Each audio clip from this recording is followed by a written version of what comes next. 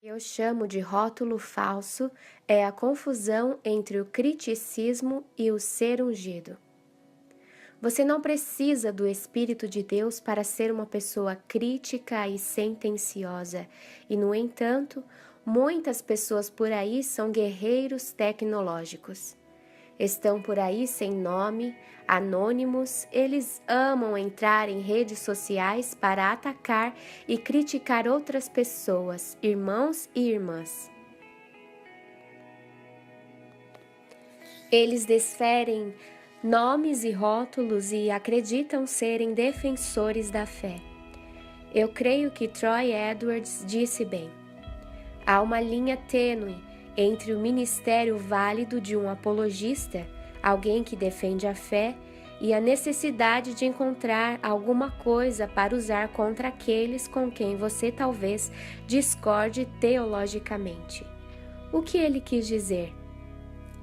Há muitas pessoas por aí que não são nem mesmo teologicamente treinadas, não dão frutos, não sabemos se ganham almas, não sabemos quem são, quais são suas qualificações, mas eles gostam de usar os termos herético, heresia, é como os antigos. Se você ler a história, eles são esses caçadores de bruxas. São cristãos e nem mesmo seguem a Bíblia ou leem a Bíblia, estão procurando quem é a bruxa.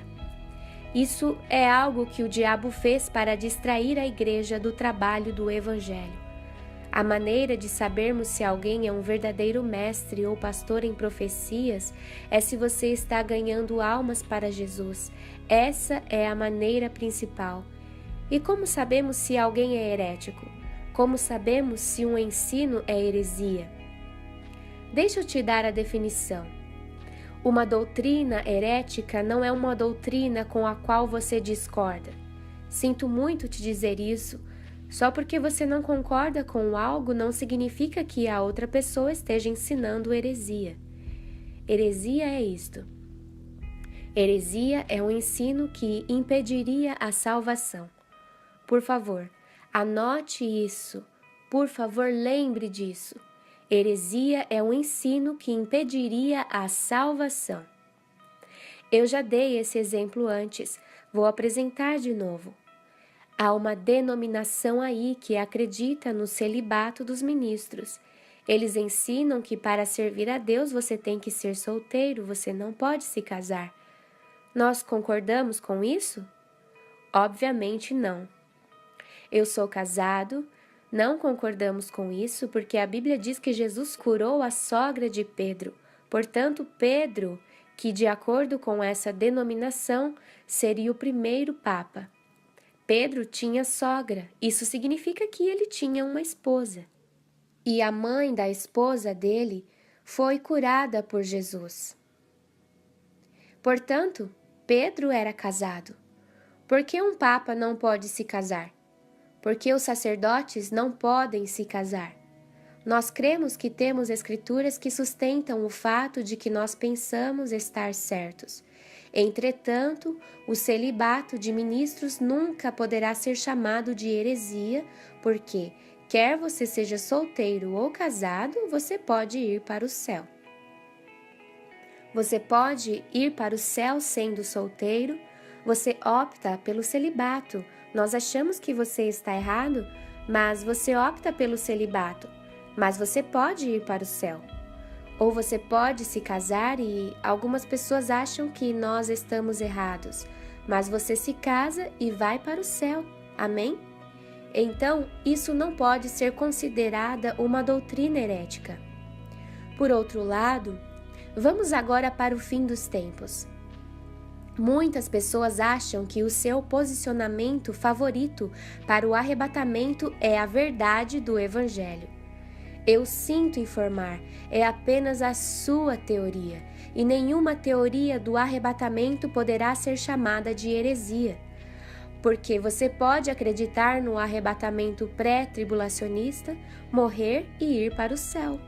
Você pode acreditar no arrebatamento mesotribulacionista ou pré-ira, morrer e ir para o céu. Você pode acreditar no pós-tribulacionismo e quer você esteja certo ou errado sobre isso, quando você morrer, poderá ir para o céu se você se arrependeu dos seus pecados e acreditou em Jesus Cristo. Está certo? Então, está absolutamente claro agora que os enganadores estão por aí para rotular os irmãos, acusar os irmãos, saindo numa caça às bruxas. Mas são esses caras os enganadores. Agora, se você disser que apenas 144.000 testemunhas de Jeová irão para o céu, o que você acha? Isso é heresia. Isso é heresia. É por isso que não seguimos as testemunhas de Jeová. Há muitas seitas e falsas religiões que ensinam coisas que irão te impedir de ir para o céu. E como eles ensinam? Na maioria das vezes, eles dizem que todos os que vieram antes de nós estavam errados. Então, quem está certo? Bem, no caso das testemunhas de Jeová, apenas Charles Taze Russell, ele era o único cara que estava certo. Ele viveu em 1840. Que triste, que triste. Ninguém mais está certo. Deus não teve nenhum mensageiro. Deus não teve ninguém que acreditasse. Deus não teve nenhum profeta ou mestre verdadeiro antes desse cara de Nova York. Que triste. E os Mormons dizem a mesma coisa. Ninguém estava certo até Joseph Smith escrever o livro dos Mormons. E as pessoas que seguem Maomé dizem a mesma coisa. Todo judeu está errado, todo cristão estava errado, até que veio Maomé e em 610 teve a visão de um anjo. Nós cremos que era um demônio. Porque é muito típico das pessoas mais enganadas deles acharem que todos os outros estão errados.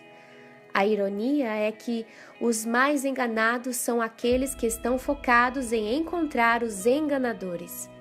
Aqueles que estão focados em atacar e criticar outros são as pessoas mais enganadas por aí. E ainda assim não sabem, a Bíblia está falando dessas pessoas. Aqueles que estão levando milhões para o inferno. E, no entanto, os cristãos estão se mordendo, lutando entre si sobre os menores e mais insignificantes detalhes teológicos que não têm impacto sobre a salvação das pessoas. Eu penso que o arrebatamento, algo pequeno, eu acredito que a Bíblia, se quisesse ser mais clara, mais do que é, ela seria mais clara. Mas isso não afeta a sua salvação.